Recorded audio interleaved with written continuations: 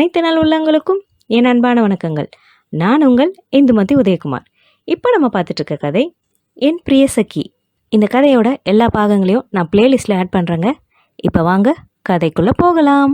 புதுசாக ஆரம்பித்த பிரான்ச்சு, புது ப்ராஜெக்ட், அக்ரிமெண்ட்டுன்னு எந்நேரமும் ஆஃபீஸ் யோசனையாகவே இருக்கிறவன். ஆனால் இப்போ அவ்வளவு நினப்புகளும் ரப்பர் வச்சு அழிச்ச மாதிரி எல்லாமே மறந்து போய் நினைவெல்லாம் அவளை சுற்றியே ஓடிக்கிட்டு இருந்துச்சு. போலீஸ் ஸ்டேஷன்லேருந்து தனக்கு முன்னாடியே கிளம்பினவள அங்கே ஸ்டேஷனில் ஒரு சில ஃபார்மாலிட்டிகளை முடிச்சுக்கிட்டு அவசர அவசரமாக காரில் ஏறி போய் தனக்கு முன்னாடியே அனுப்பி வைக்கப்பட்டவளை ரோடில் தேடிக்கிட்டு போனான். கொஞ்ச தூரத்தில் அவனுடைய கண்களுக்கு தென்பட்டா. கிழிஞ்சிருந்த புடவையை போர்த்திக்கிட்டு காலை விந்தி விந்தி நடந்து போய்கிட்டு இருந்தா. காரை ஓரமாக அவள் பக்கத்தில் போய் கொண்டு நிறுத்தினவ சத்யா அப்படின்னு கூப்பிட அவ ரொம்ப கஷ்டப்பட்டாலும் அந்த குரலை ஆச்சரியத்தோடு திரும்பி பார்த்தா. அவன் கேட்டான், ஏன், எதுக்காக இப்படியெல்லாம்? நீ எப்போ இங்கே வந்த? எப்படி இருக்க? அவன் வரிசையாக கேள்வி கேட்டுக்கிட்டே இருந்தான். ஆனால் எதுக்குமே அவள் பதில் தராமல் விரக்தியாக ஒரு சிரிப்பை மட்டும் உதிர்த்துட்டு திரும்பி நடக்க ஆரம்பிச்சா. ஏன் பேசவே மாட்ற சத்யா? வா, எங்கே போகணும்னு சொல்லு, நானே கொண்டு போய் விட்டுடுறேன். திரும்பவும் அவன் கேட்டான். அவன் வேண்டான்னு தலையசிச்சுட்டு மெதுவாக நடக்க ஆரம்பிச்சா. ரொம்ப அடிச்சிட்டாங்களா சத்யா? அதான் நல்லா கவனிக்க சொல்லி மேலிடத்துலேருந்து உத்தரவு வந்துச்சே. ஆனால் வலி கூட பரவாயில்ல, ஓரளவுக்கு தாங்கிக்க முடிஞ்சது.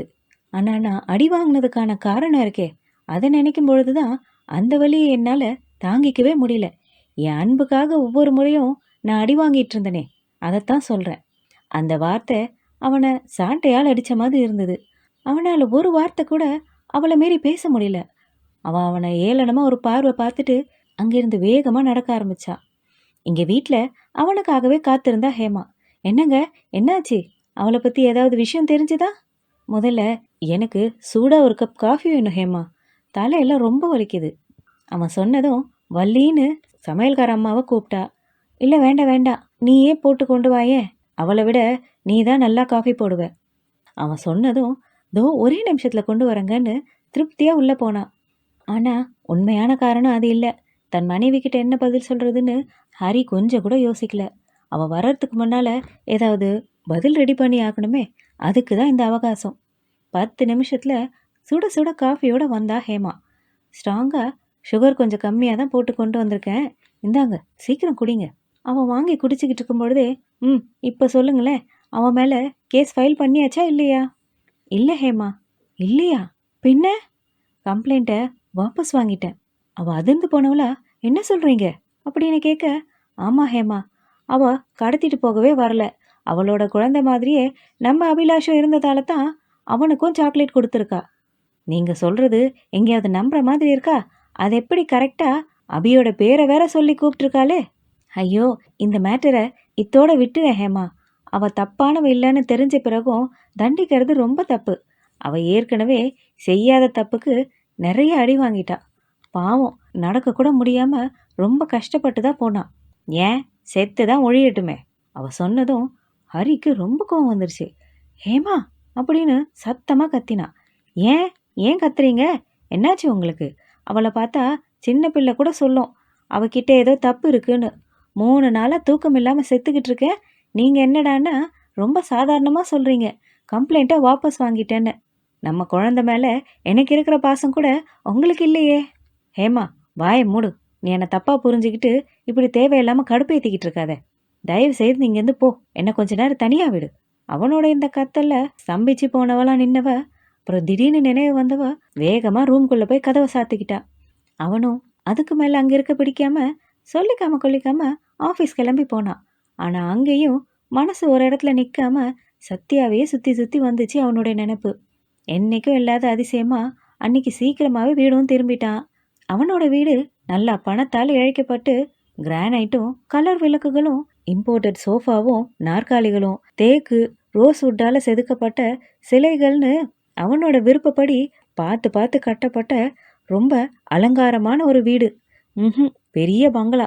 அது மட்டும் இல்லாமல் அவனோட அழகான அன்பான மனைவி ஹேமாவால் அந்த வீடு இன்னும் பிரகாசமாக இருந்துச்சு. அப்படி இருந்த வீடு இன்னைக்கு கலையே இல்லாமல் இருண்டு போய் இருந்துச்சு. அங்கே ஹேமா அபிய மடியில் உட்கார வச்சு என்னமோ ஊட்டிக்கிட்டு இருந்தா. அவளோட இந்த அன்பை பார்க்கும் பொழுது அவன் மன நெகிழ்ந்து தான் போனான். ஆனால் ஹேமா இவனை பார்த்ததும் பார்த்தும் பார்க்காத மாதிரி வேற பக்கம் பார்த்து உட்காந்துக்கிட்டு இருக்க இவன் நேரா போய் அவளோட தோலை பற்றி அழுத்தினான். தயவு செய்து கை எடுக்கிறீங்களா? ஹேமாவோட இந்த பதிலை கேட்டதும் ஹரி அதிர்ந்து தான் போனான். ஹேமா, எடுங்கன்னு சொல்கிறேல்ல, ஏன் இப்படி? ப்ளீஸ், உங்ககிட்ட பேச எனக்கு கொஞ்சம் கூட விருப்பம் இல்லை. உங்களுக்கு புண்ணியமாக போகுது. தயவு செய்து என்னை கொஞ்சம் தனியாக விடுறீங்களா? முகத்தில் அடித்த மாதிரி பதில் வந்தது அவகிட்ட இருந்து. திகைச்சு போன ஹரி. இவ்வளோ வருஷ தாம்பத்தியத்தில் இந்த அளவுக்கு அதிகப்படியான கோபமும் எரிச்சலும் அவன் ஒரு நாளும் பார்த்ததில்ல. அது அவனோட பிள்ளைக்காகன்னு சமாதானப்படுத்திக்கிட்டாலும் அவன் வார்த்தைகள் ஏற்படுத்தின வலி என்னமோ மறுக்க முடியாததாக தான் இருந்துச்சு. அமைதியாக ஒதுங்கி போனான். ஹேமாவும் அங்கிருந்து எழுந்து போனான். நாட்கள் இப்படியே கடந்தது. எப்பவுமே ஒதுங்கலும் விலகலுமாவே தான் இருந்தது. ஹரிக்குள்ள நிம்மதி இல்லாத ஒரு அவஸ்தை. ஆனால் அதை நல்லா ஆராய்ஞ்சு பார்த்தா அது ஹேமாவால் ஏற்பட்டதான்னு பார்த்தா கிடையாது. கண்டிப்பாக சத்யானால தான். தவிச்ச மனசுக்கு ஆறுதல் தேடி கோவிலுக்கு போனான். அது ஒரு அம்மன் கோவில். அவன் வீட்டிலேருந்து 5 கிலோமீட்டர் தூரத்தில் இருந்துச்சு. கல்யாணமான புதுசில் அந்த கோயிலுக்கு வந்திருந்தான். அதோட இன்னைக்கு தான் வரான். கோயில் அன்னைக்கு இருந்ததை விட இன்னைக்கு நல்லா விரிவாக்கப்பட்டு புது கட்டிடங்களோடு இருந்துச்சு. கோயிலோட பின்பக்கம் பெரிய நாகலிங்க மரமோ நாவற்பழ மரமோ இருந்துச்சு. மரத்து கீழே பாம்பு புத்து ஒன்று இருந்ததால எந்நேரமும் அங்கே பாலும் முட்டையும் வைக்கப்பட்டு ஒரு கெட்ட வாடை வீசும். ஆனால் ஹாரிக்கு அந்த இடம் ரொம்பவே பிடிக்கும். ஏன்னா புது மனைவியோட கோயிலுக்கு வந்தப்ப அங்கே உட்கார்ந்து தான் மனசு விட்டு பேசினாங்க. அந்த இடத்த அவனால் எப்படி வெறுக்க முடியும்? இப்போவும் நேராக அந்த இடத்த நோக்கி தான் போனான். போனவனுக்கு அதிர்ச்சி காத்திருந்தது. அங்கே தான் சத்யாவும் உட்காந்துட்டு இருந்தா. கண்களில் ஒரு பெரும் சோகம். அடிப்பட்ட காயங்களோட வீக்கமும் தழும்பும் மிச்சம் இருக்க எங்கோ வெறிச்சு பார்த்தபடி உட்காந்துக்கிட்டு இருந்தா. கிட்ட நெருங்கினவன் சத்யான்னு கூப்பிட ஒரு திடுக்கலான பார்வையோடு அவனை பார்த்தா. அதே வேகத்தில் எழுந்துக்க முயற்சி செஞ்சப்போ அவள் சேலைக்குள்ளேருந்து வெளியே வந்து விழுந்தது அவளோட தாலி. கயிற்றுல எண்ணெய் பிசு கூட அரை பவுன் தாலி கண்களில் பட சட்டுன்னு எடுத்து உள்ளே மறைச்சிக்கிட்டா. அவளையே கண்கள் விரிய பார்த்தவனுக்கு நெஞ்செல்லாம் அடைக்க ஆரம்பிச்சது. கண்ணெல்லாம் கலங்க ஆரம்பிச்சது.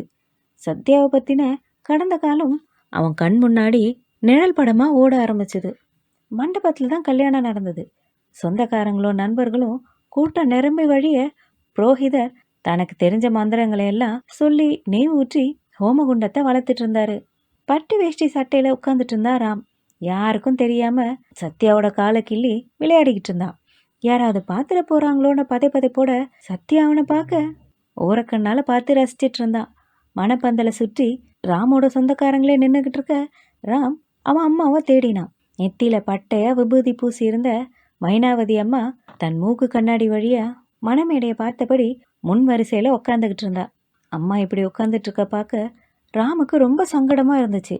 அம்மாவுக்கு இந்த கல்யாணத்துல விருப்பமே இல்லை. அவனுக்குன்னு ரதி தேவி மாதிரி பெண்ணை பார்த்து முடிவு செஞ்சிருந்த அவ.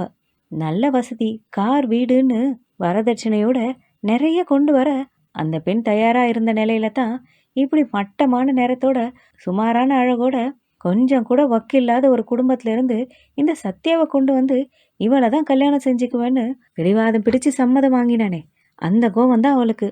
சத்யாவை பார்த்த முதல் பார்வையிலேயே கொஞ்சமும் பிடிக்காம போயிடுச்சு மைனாவதி அம்மாவுக்கு. சத்யாவோட அப்பா அம்மாவுக்கும் இந்த கல்யாணத்துல உடன்பாடு இல்லை. அவங்க குடும்பத்துல முதல் காதல் கல்யாணம், அதுவும் வேற ஜாதியில. இது போதா குறைக்கு மைனாவதியோட இந்த அலட்சியமான பார்வையும் பேச்சும் வேற அவங்களுக்கு இன்னும் பயத்தை தான் ஏற்படுத்துச்சு. இப்படி விருப்பமே இல்லாம நடக்கிற கல்யாணத்துல பெண் சந்தோஷமா இருப்பாளா, அவங்க மாமியார் வீட்டுல நல்லா பார்த்துக்குவாங்களான்ற பயம்தான். மாப்பிள்ளை என்னமோ தங்கமானவர் தான். ஆனா நல்ல குடும்ப வாழ்க்கை அமைய அது மட்டும் போதுமா என்ன? பத்தாததுக்கு சத்யா ஒன்றும் அவ்வளோ திறமையான பொண்ணும் கிடையாது. அப்படி இருக்க கல்யாணம் வேற எங்க முறைப்படி தான் நடக்கணும்னு ரொம்ப ஸ்ட்ரிக்டா சொல்லிட்டா மைனாவதி. அதனாலேயும் சத்யாவோட அப்பா அம்மாவுக்கு கொஞ்சம் மனசு கஷ்டம் ஏற்பட தான் செஞ்சுது. அதனாலேயே இந்த கல்யாண வேலைகளில் பெருசாக எதுலேயும் பங்கேற்காம 4 பேர் போல கும்பலோட கும்பலாகவே உட்காந்துக்கிட்டு இருந்தாங்க.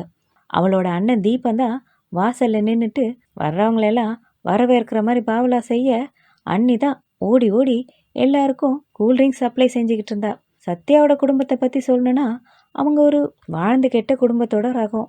அவங்களால முடிஞ்ச அளவுக்கு தான், அதுவும் பொண்ணு வைக்கிற இடத்துல பூ வைக்கிற அளவுக்கு தான் அவங்களோட வசதி இருந்துச்சு. சொந்தக்காரங்களோட சூழ்ச்சியால் வீட்டு மேலே கேஸ் போட்டு ஏலமும் போய் எல்லாமே கைவிட்டு போச்சு. இப்போ பிள்ளையோட தயவுல தான் அவங்க காலமும் ஓடிக்கிட்டு இருக்கு. ஏதோ பிள்ளையா பார்த்து அவன் சக்திக்கு ஏற்ப தன் தங்கைக்கு திருமணம் செஞ்சு கொடுப்பான்னு நினைச்சிட்டு இருந்த வேலையில தான் இப்படி வசதியான வீட்டு பையனை காதலிச்சு அவனை கூட்டிட்டு வந்து அவனை விரும்புறதாகவும் அவனை தான் கல்யாணம் செஞ்சுக்க வேணும் அவன் வந்து நின்னப்ப பாவம் அந்த தீபன் கூட என்ன செய்ய முடியும்? இங்க மேடையில ஹரி தன் ஃப்ரெண்டு விக்னேஷ் அனுப்பி அம்மாவை மேடைக்கு வர சொன்னான். கொஞ்சம் பிகு பண்ணவ அதுக்கப்புறம் மெதுவா மேடை ஏறி வந்து நின்னா. உங்க அப்பா அம்மா எங்க சத்யா? மெதுவா அவகிட்ட கேட்டான். தெரியலையே. பார்வையாலேயே தேடியவனுக்கு அவங்க 2 பேரும் கூட கிடைச்சாங்க. என்ன லட்சணம் இது? பார்க்குறவங்களாம் என்ன நினைப்பாங்க? அவகிட்ட சொன்னவன் மறுபடியும் தன் ஃப்ரெண்டு பக்கம் திரும்பி அவங்களையும் போய் கூட்டிட்டு வாடா அப்படின்னா. புரோஹிதர் 2 பேருக்கும் தட்டில் கூரை சேலை வேஷ்டி சட்டையெல்லாம் கொடுத்து போய் மாற்றிட்டு வர சொல்லி அனுப்பி வச்சாரு. இதுக்குன்னே காத்துக்கிட்டு இருந்த மாதிரி ஒரு பெரிய கூட்டம். எல்லாம் அவன் சொந்தக்காரங்க தான். அவன் பின்னாடியே அவனை கலாட்டா பண்ணிக்கிட்டு போனாங்க. ராம், உன்னை நினைச்சா எனக்கு ஆச்சரியமா இருக்கு. அவனோட சித்தி தான் சொன்னான். ஏன் சித்தி? ட்ரெஸ் மாற்றிக்கிட்டே கேட்டா. ஒரு சட்டைனா கூட எங்கள் அண்ணனோட செலெக்ஷன் பெஸ்ட்டான செலெக்ஷனாக தான் இருக்குன்னு உன்னை பற்றி பெருமையாக சொல்லுவான் என் பையன் வாசு. ஆனால் அதுல எல்லாம் பெஸ்ட்டாக இருந்தவன் இப்படி பொண்ணு விஷயத்தில் ரொம்ப ஒஸ்ட் ஆயிட்டியராம். அவன் அமைதியாக அவளை பார்த்தான். நானும் அதைத்தான் சொல்ல நினச்சேன். நம்ம சொந்தத்தில் இல்லாத பொண்ணுங்களா என்னன்னு நினச்சி இவளை தேர்ந்தெடுத்த? உன் கலருக்கும் அழகுக்கும் உன் பக்கத்தில் நிற்கிறதுக்கு கூட அவளை தகுதி இல்லை. பார்க்கறதுக்கு மனசுக்கு கொஞ்சம் கூட திருப்தியா இல்லடா. மைனா இதுக்கு எப்படி தான் ஒத்துக்கிட்டான்னு எனக்கே ஆச்சரியமா இருக்கு. அத்தை காமாட்சி தான் சொன்னான். நான் கூட ஒருவேளை பொண்ணு வசதி போல பணத்துக்கு ஆசைப்பட்டு தான் கல்யாணம் பண்ணிக்கிறான் போலன்னு நினச்சேன். ஆனால் இங்கே வந்து பார்த்தா தான் தெரியுது அதுக்கு கூட இங்கே ஒன்றும் இல்லைன்னு. பொண்ணு போட்டுக்கிட்டு இருக்க எல்லாமே பாதிக்கு மேலே கவரிங் நகை தான். திரும்பவும் சித்தி சொல்ல அதுக்கு மேலவும் தாங்க முடியாதவனா, சித்தி ப்ளீஸ் கொஞ்சம் நிறுத்துறீங்களா அப்படின்னு ராம் கோபமாக சொன்னான். எனக்கு அவளை பிடிச்சிருக்கு, அவளுக்கு என்ன பிடிச்சிருக்கு. என்னை பொறுத்த வரைக்கும் பணம் எனக்கு முக்கியம் இல்லை. என் சத்யா நீங்கள் சொல்கிற அளவுக்கு அப்படி ஒன்றும் மோசமாக கூட இல்லையே. தேவையான அழகோட லட்சணமாக தான் இருக்கா. கோளாறு சத்யா கிட்ட இல்லை, பார்க்குற உங்கள் பார்வையில் தான் இருக்கு. ஒன்னே ஒன்று சொல்கிறேன், மனசு இருந்தா எங்களை நல்லா வாழணும்னு ஆசீர்வாதம் பண்ணுங்க. இல்லைன்னா தயவு செய்து அமைதியா இருங்க. இப்படி இந்த நேரத்தில் என்கிட்ட வந்து பேசுறது உங்களுக்கு தப்பா தெரியவே இல்லையா? சரி, அப்படியே உங்களுக்கு என் கல்யாணத்தில் விருப்பம் இல்லைன்னா உங்கள் விருப்பப்படி உங்களோட ஆசைப்படி உங்கள் பசங்களுக்கு கல்யாணம் பண்ணி வைங்களேன். அதை விட்டுட்டு அப்படி நம்ம பேசி முடிக்கிறதுக்கு முன்னாடி அது சரி இப்போவே இவ்வளோ சப்போர்ட்டா?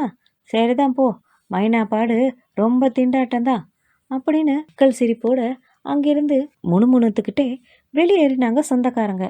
ஒரு வழியா ஒரு சிலரோட வாழ்த்துக்களோடவும் ஒரு சிலரோட ஏளன பேச்சுக்களோடவும் கெட்டி மேல முழங்க அட்சதை மழை பொழிய சத்யா கழுத்துல ராம் தாலி கட்டினான். சத்யா முகத்துல தான் என்ன ஒரு பிரகாசம். லேசா கண்கள் மினுமினுக்க தன்னோட கணவனை நன்றி பெருக்கோட பார்த்தா. அந்த கனிவான கண்களும் நேர்த்தியான புருவங்களும் ஒற்றை கல் மினுமினுக்கின அந்த கூர்மையான மூக்கும் புன்னகையோட இருந்த அந்த உதடுகளும் பார்க்க என்ன குறை என் சத்யாவுக்கு? இவளை போய் இவ்வளோ மட்டமா பேசுறாங்களே. வசதி இல்லாத நடுத்தர குடும்பத்துல பிறந்தா எல்லாமே இப்படி குறையாதான் தெரியுமா என்ன? ஆனா அந்த சித்தியும் அத்தையும் அவங்களோட வேலைய அதோட நிறுத்தலன்றது மட்டும் அவன் வீட்டுக்கு வந்து பால் பழம் சாப்பிட்ட உடனேயே தெரிஞ்சு போச்சு. வீட்டுக்கு வந்த அம்மா மயங்கி விழுந்துட்டான்ற செய்தியை கேட்டதும் பதறி போய் ஓடி வந்தாராம். அவன் வர்றதுக்குள்ள முகத்துல தண்ணி அடிச்சு அவளை எழுப்பி உட்கார வச்சிருந்தாங்க. ராம் ஓடி வந்து என்னாச்சுமா அப்படின்னு கேட்க, ஒன்றும் இல்லை ராம், காலையிலேருந்து பெரியம்மா எதுவுமே சாப்பிடல, அழுதுகிட்டே இருந்தாங்க. சித்தி பையன் வாசு தான் சொன்னான். காலையிலேருந்து சாப்பிடலையா? ஏம்மா, ஏன் சாப்பிடல? ஏன் இப்படி எல்லாம் பண்ணுறீங்க? அழுதுகிட்டு வேற இருந்தியாமே, நீ அப்படி செய்கிற அளவுக்கு இப்போ என்ன ஆயிடுச்சு? அவன் கேள்விக்கு எதுக்குமே பதில் சொல்லாமல் அமைதியாக உட்காந்துட்டு இருந்தா மைனாவதி. இப்போ பதில் சொல்ல போறியா இல்லையா? மைனாவதி அவனை கலவரமாக பார்த்தபடி அவன் பக்கத்தில் இருந்த சத்யாவையும் மற்ற சொந்தக்காரங்களையும் பார்த்து திரும்பவும் அமைதியாக தலை குனிஞ்சுக்கிட்டா. ஓரளவுக்கு விஷயம் புரிஞ்சவனா தன் மனைவி பக்கம் திரும்பி, சத்யா நீ பக்கத்து ரூமில் போய் வெயிட் பண்ணு, நான் இப்போ வந்துடுறேன். வாசு நீ எல்லாரையும் கூட்டிகிட்டு போ அப்படின்னு சொன்னான். எல்லாரும் அங்கேருந்து போக அம்மாவோட முகத்தை பாசத்தோடு நிமிர்த்தி என்னதாம்மா ஆச்சு அப்படின்னு திரும்பவும் கேட்டான். நீ என்னை மறந்துடுவியா ராம்? அவ அப்பாவியா கேட்டா. இதை கேட்டதும் ராமுக்கு தூக்கி வாரி போட்டுச்சு. எதுக்குமா உங்கள மறக்கணும்? இல்ல, இப்பவே நீ உன் பொண்டாட்டிய தலையில தூக்கி வச்சுக்கிட்டு ஆடுறியா? உன் பொழப்பு நார போகுதுன்னு என் காது படவே எல்லாரும் பேசுறாங்க ராம். நீ என்னை கை விட்டுருவியா? உன் பொண்டாட்டி பேச்சை கேட்டு நீ என்னை பிரிஞ்சு போயிடுவியா அப்படின்னு திரும்பவும் கேட்டா. உன்னை பிரிஞ்சு ஒரு நாள் கூட நான் இருந்ததே இல்லையேப்பா. என்ன முதியோர் இல்லத்துக்கு கொண்டு போய் சேர்த்துருவியா அப்படின்னாவா என்னென்னமோ கேட்க. ஐயோ, என்னம்மா பெரிய பெரிய வார்த்தையெல்லாம் பேசிக்கிட்டு இருக்க? எனக்கு எப்பவும் நீதாம்மா முக்கியம். ஏன் சத்யா விட எனக்கு நீ தான் முக்கியம். இந்த வீட்டுக்கு எப்பவும் நீ மட்டும்தாம்மா மகாராணி. உன் விருப்பத்துக்கு எதிராக இங்கே ஒரு விஷயமும் நடக்காது. நீ என்னோட சாமிமா. அது ஒன்றும் இல்லை, உன் பிள்ளைக்கு கல்யாணம் ஆயிடுச்சு அப்படி நீ நிம்மதியாக சந்தோஷமாக இருக்கக்கூடாதுல்ல, அதுதான் நம்ம சொந்தக்காரங்களுக்கு பிடிக்கல. இப்படி கண்டதையெல்லாம் சொல்லி உன் மனசை கஷ்டப்படுத்தியிருக்காங்க. திரும்பவும் சொல்கிறேம்மா, எனக்கு எப்பவும் நீ தான் முக்கியம். போதுமா? போதும் ராம் அப்படின்னு தன் மகனோட பேச்சை கேட்டு நிம்மதியான மைனாவதி. இங்கே சத்யாவோட வீடு 2 அறைகள் கொண்ட ஒரு சாதாரண வீடு தான். வைகுந்தன் எல்லாத்தையும் இழந்து நொடிஞ்சு போன பின்னாடி வேற வேலையை தேடிக்க கூட திராணி இல்லாமல் போனாரு. சின்ன பிள்ளையோ தனி கொடுத்துன்னு போயிட்டான். பெரியவன் கூட தான் 3 பேரும் இருந்தாங்க. ஆனால் சும்மா சொல்லக்கூடாது, தன் சக்திக்கு ஏற்ற மாதிரி பெற்றவங்கள நல்லாவே பார்த்துக்கிட்டான். தங்கையை கூட படிக்க வச்சான்.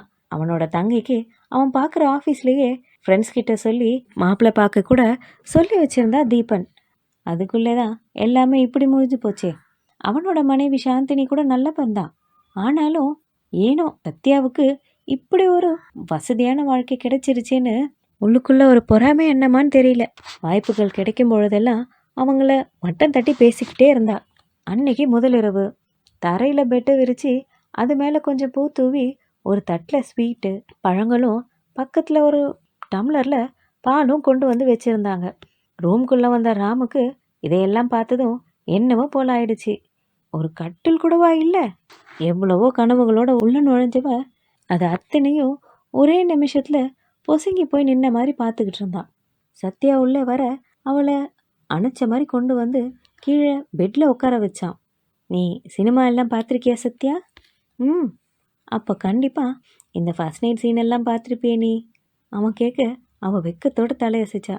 ஆனால் கண்டிப்பாக இப்படி நம்மளை மாதிரி தரையில் ஃபர்ஸ்ட் நைட் கொண்டாடின மாதிரி எந்த ஒரு சீனும் நீ பார்த்துருக்க மாட்ட. ஆமாம் தானே? இந்த வார்த்தையை கொஞ்சமும் எதிர்பார்க்காத சத்யா சங்கடத்தோட அவனை நிமிர்ந்து பார்த்தா. நீங்கள் மிடில் கிளாஸுன்றது எனக்கு தெரிஞ்ச விஷயந்தான். ஆனால் அதுக்காக எதுக்கு இவ்வளோ மட்டமாக நடந்துக்கணும் உங்கள் வீட்டில்? இல்லை, தப்பாக எடுத்துக்காதீங்க, உங்களுக்கு தான் தெரியுமே இது எங்கள் அண்ணன் வீடுன்னு. எங்கள் அண்ணன் கூட தான் நாங்கள் இருக்கோம். நாங்கள் எல்லாருமே தரையில் தான் படுத்துக்குவோம். அண்ணன் ரூமில் மட்டும் ஒரே ஒரு கட்டில் இருந்துச்சு. அதுவும் இப்போ உடைஞ்சி போயிட்டதால அண்ணா கூட கீழே பெட்டு போட்டு தான் படுத்துக்குவான். அதனால தான் இப்படி. எனக்கு உங்கள் நிலைமை புரியுது, ஆனால் தயவு செய்து தப்பாக எடுத்துக்காதீங்களே. அவ தயங்கி தயங்கி சொன்னா. அது இல்லை சத்யா, நான் தான் என் வீட்டில் இல்லாத பொருளான்னு எனக்கு எந்த ஒரு சீரும் வேண்டான்னு சொல்லிட்டேன்ல. அப்போ நான் அவ்வளோ பெருந்தன்மையாக நடந்துக்கும் பொழுது எனக்கு செய்ய வேண்டிய விஷயங்கள்லையாவது ஒரு கட்டில் வாங்கி இங்கே போட்டிருக்கலாமே. நான் அவ்வளோ பெருந்தன்மையாக நடந்துக்கும் பொழுது ஏன் அந்த மனசு உங்கள் வீட்டுக்காரங்களுக்கு இல்லாமல் போச்சு?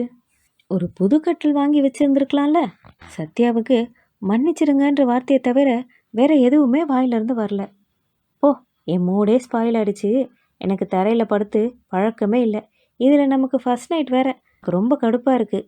அதனால் எதுவாக இருந்தாலும் அப்புறம் பார்த்துக்கலாம். இப்போ எனக்கு தூக்கம் வருது, நான் படுத்துக்கிறேன். குட் நைட் அப்படின்னு சொன்னவன் ஒரு இயந்திரத்தனமாக வேண்டா வெறுப்பா அவள் கன்னத்தில் ஒரு முத்தம் கொடுத்துட்டு திரும்பி படுத்துக்கிட்டான். இவனோட இந்த பேச்சுக்களும் செய்கையும் பார்த்தவ காத்து போன பலூன் மாதிரி மனசு உடைஞ்சு போய் அவள் அப்படி உட்காந்துக்கிட்டு இருக்கிறத அந்த பாலும் பழமும் கூட பரிதாபமாக பார்த்துச்சு. மறுவீடு வந்திருக்கிறதால ராம் கண்டிப்பாக ஒரு வாரம் மாமியார் வீட்டில் இருந்தே ஆகணுன்றது கட்டாயம். ராத்திரி நடந்த மனஸ்தாபத்தை சத்யா யார்கிட்டேயும் சொல்லலை. காலையில் டிஃபன் முடிஞ்சதும் தீபன் 2 சினிமா டிக்கெட்டுகளை கொண்டு வந்து கொடுத்தான். இந்தாங்க மச்சான், சத்யாவை நீங்களும் சினிமாவுக்கு போயிட்டு வாங்களே. வாங்கி பார்த்தான். ஃபஸ்ட் கிளாஸ் டிக்கெட் தான், நல்ல படம் தான். ஆனால் தியேட்டர். சத்யாவோட கிளம்பினவ வேறு படத்துக்கு போனான். என்னங்க, இந்த படத்துக்கு அப்புறம் அண்ணா வேறு படத்துக்குலாம் டிக்கெட் வாங்கி கொடுத்துருந்தாரு. ஆமாம், வேறு படத்துக்கு தான் வாங்கி கொடுத்தான். அப்புறம் சாரி சத்யா, திரும்பவும் உன்னை சங்கடப்படுத்தணுன்றது என் விருப்பம் இல்லை. ஆனால் நான் இதை சொல்லியே ஆகணும், எனக்கும் வேறு வழி இல்லை. அந்த தியேட்டர் ரொம்ப பழசு, மூட்டைப்பூச்சிகள் நிரம்பி வழிஞ்சிருக்கும், ஒரு கெட்ட வாடை வேற வீசிக்கிட்டே இருக்கும். எனக்கு அந்த மாதிரி தியேட்டருக்கெல்லாம் போய் பழக்கம் இல்லை. இந்த அபிராமி, சத்யம், மாயாஜால்னு போய் தான் எனக்கு பழக்கமே. உங்கள் வீட்டில் மாப்பிள்ளைன்னா எவ்வளோ முக்கியமானவர், எப்படி கவனிச்சிக்கணுன்ற இங்கேயுமே தெரியலன்னு நினைக்கிறேன். சரி சரி, சும்மா இதை பற்றி பேசிகிட்டே இருக்க எனக்கு பிடிக்கல. பரவாயில்ல விடு. தன் மனசில் இருந்ததையெல்லாம் கொட்டிட்ட திருப்தியோட அவன் காரை ஓட்ட அவன் பேச்சை கேட்டு சத்யா கூனி குறுகி போனான். வெளியே போயிட்டு வீட்டுக்கு வந்தவங்க ராத்திரி சாப்பாடு சாப்பிட்டதும், சரி நான் கிளம்புறேன் சத்யா அப்படின்னு கிளம்பினான். சத்யா அவன் அதிர்ச்சியோட, எங்கெங்க கிளம்புறீங்க அப்படின்னு கேட்க, அம்மாவுக்கு உடம்பு சரியில்லையா, நான் அவங்க பக்கத்தில் இருந்தால் தான் கொஞ்சம் தெம்பாக இருப்பாங்க. நமக்கு தான் கல்யாணம் ஆயிடுச்சே, நீ எங்கே போயிட போகிற, இல்லை நான் தான் எங்கே போயிட போகிறேன். ஒன்றும் அவசரம் இல்லை, நான் காலையில் வரேன், நீ மனசில் எதையும் வச்சுக்காத அப்படின்னு சொல்லிட்டு வேக வேகமாக கிளம்பினான். நேற்றைய ராத்திரி தான் சங்கடத்தோடு முடிஞ்சுது. இன்னைய பொழுது கண்டிப்பாக சந்தோஷமாக இருக்கும்னு நினச்சவங்களோட எதிர்பார்ப்புகள் எல்லாம் பொடி பொடியாக போச்சு. சத்யாவோட அப்பா அம்மா அவன் பேச்சை கேட்டு ஒருத்தர் முகத்தை ஒருத்தர் பார்த்துக்கிட்டாங்க. என்ன மாப்பிள்ள, வீட்டுக்கு கிளம்புறீங்களா? அப்படி போகக்கூடாதே மாப்பிள்ள, ஒன்றும் புரியாதவரா வைகுந்தன் கேட்டார். சம்பிரதாயம்லாம் நம்ம சூழ்நிலைக்கு தான் மாமா, அம்மாவுக்கு உடம்பு சரியில்லை, நான் அங்கே கண்டிப்பாக போயே ஆகணும். சத்யாவே முதல்ல அத்தையை பார்த்துக்கோங்கன்னு தான் என்கிட்டேயும் சொன்னான். காலையில் வந்துடுறேன், ஒன்றும் பிரச்சனை இல்லை, சரிங்களா? வரேன் மாமா, வரேன் அத்தை, தீபன்கிட்டேயும் சொன்னான். சொல்லிட்டு அங்கிருந்து கிளம்பினான். அன்னைக்கு மட்டும் இல்லை, அதுக்கு வந்த அடுத்தடுத்த நாட்கள்லேயும் ராத்திரியானா அம்மா வீட்டுக்கு போகிறதே வழக்கமாக வச்சுக்கிட்டான். தெருவில் இருக்கிறவங்களுக்கு விஷயம் லேசாக கசிய சத்யாவோட தலை தான் உருள ஆரம்பிச்சது. அவளை பார்க்கும் பொழுதே நம்மள்ட்ட சிரிப்போட கிசு கிசுக்க ஆரம்பித்தாங்க. அவங்களே எப்படி இருக்கும் பொழுது அவன் அண்ணி சாந்தினியை பற்றி சொல்லவா வேணும்? அவன் ஒரு படி மேலேயே போய், ஏய் சத்யா, நிஜமாவே 2 பேரும் லவ் பண்ணிங்களா என்ன? இல்லை உன்னோட இது ஒன் சைட் லவ்வா? ஏன் நீ ஏன் அப்படி கேட்குறீங்க? எனக்கு என்னமோ அவர் சைடில் அப்படி ஒன்றும் இருக்கிற மாதிரி தெரியல. என்னதான் அம்மாவுக்கு உடம்பு சரியில்லைனாலும் அவ்வளோ வசதியானவங்க ஒரு ஆளை போட்டு அம்மாவை பார்த்துக்க தெரியாதா? இவர் தான் ஒரு நாளும் இங்கேருந்து ஓடணுமா? ரொம்ப வித்தியாசமாக தான் இருக்குது. புதுசாக கல்யாணம் ஆனவங்க எப்படி இருப்பாங்க தெரியாது உனக்கு? அதுவும் ஆம்பளைங்க சொல்லவா வேணும்? குறைஞ்சது 3 மாதமாவது பெண்டாட்டி மேலே ஆசையாக இருக்க மாட்டாங்க? எனக்கு என்னமோ இதெல்லாம் சரியா படல. பார்த்துக்கோ சத்யா, நீ தான் புத்திசாலியாக நடந்துக்கணும். அவர் எப்பவும் உன்னையே சுற்றி சுற்றி வர மாதிரி ஏதாவது தலையண மந்திரம் போடு, புரிஞ்சுதா? முதல்ல அந்த விஷயத்த கற்றுக்க. அன்னி கிண்டலா அவன் மனசை நோகடிக்கத்தான் இப்படி பேசுகிறான்னு தெரிஞ்சாலும் அவள் சொல்கிறதுலேயும் உண்மை இருக்கிறத சத்யா உணர்ந்தா. அவளுக்கு யோசிக்க யோசிக்க அவளுக்கும் ரொம்ப வருத்தமாக இருந்தது. சத்யா நிதானமாக யோசிக்க ஆரம்பிச்சா. இங்கே ராமோட வீட்டில் மைனாவதி அம்மா கேட்டா, ஏன்பா இங்கே வந்துட்ட? மேலுக்கு அந்த வார்த்தையை கேட்டாலும் உள்ளூர அவளுக்கு ரொம்ப சந்தோஷமாக தான் இருந்தது. ஒன்றும் இல்லைம்மா, நேற்று நீ மயங்கி விழுந்ததுலேருந்து என் மனசு எதுலேயுமே ஒட்டலை. அத்தை உடம்பு சரியில்லாமல் இருக்கிறப்போ நீங்கள் அங்கே அவங்க கூட இருக்கிறது தான் நல்லதுன்னு அவன் மருமக தான் என்னை இங்கே அனுப்பி வச்சா. அவளுக்கு இப்போவே உன் மேலே எவ்வளோ அக்கறை பார்த்தியா அப்படின்னு சத்யாவை விட்டு தராமல் சொன்னான். அப்படியா அப்படின்னு கடமைக்கு கேட்டா. அதுக்கப்புறமும் தினமும் ராத்திரி அவன் இங்கே ஏதாவது காரணம் சொல்லி வந்து படுத்துக்க ஆரம்பித்தான். மைனாவதி அதை தடுக்கணும்னு ஒரு நாளும் நினைக்கல, மாறா சந்தோஷம்தான் பட்டா. சம்பிரதாயங்கள் எல்லாம் முடிஞ்சு சத்யா தன் கணவனோட புகுந்த வீட்டுக்கும் வந்தான். நிஜத்தில் அன்னைக்கு தானே அவங்களுக்கு முதலிரவு. பலவித எதிர்பார்ப்புகளோட சத்யாவோட மனசு குதூகலிக்க ஆரம்பிச்சுது. ஆனால் அதே சமயம் கொஞ்சம் பயமாகவும் இருந்தது. இன்னைக்கும் ராம் ஏதாவது காரணம் சொல்லி அம்மா கூடவே போய் படுத்துக்குவானுன்ற பயம்தான். ஆனால் அவள் பயந்த மாதிரி அப்படி எதுவும் ஆகலை. ராம் ரொம்பவே ஆசையோடவும் பாசத்தோடவும் காதலோடவும் சத்யா கிட்ட நடந்துக்கிட்டான். மனசில் இருந்த பாரம் எல்லாம் காணாமல் போச்சு.